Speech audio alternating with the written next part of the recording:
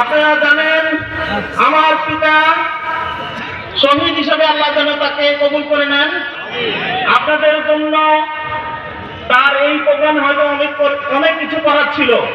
তিনি জীবিত থাকলে এই প্রোগ্রামে হয়তো তিনি স্টেজে থাকতেন।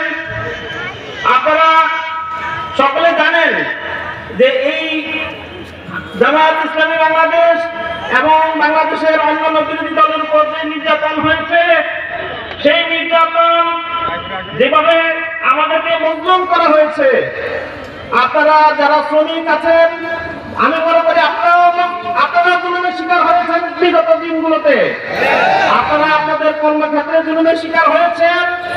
এই জুলুমের জন্য বাংলাদেশ জামায়াত ইসলামী আশা করব মজলুমের সংগঠন হিসেবে আপনাদের পাশে থাকবে, আপনাদের জুলুমের প্রতিবাদ করবে, আপনাদের পক্ষে কথা বলবে ইনশাআল্লাহ। আমরা এই এলাকা সহ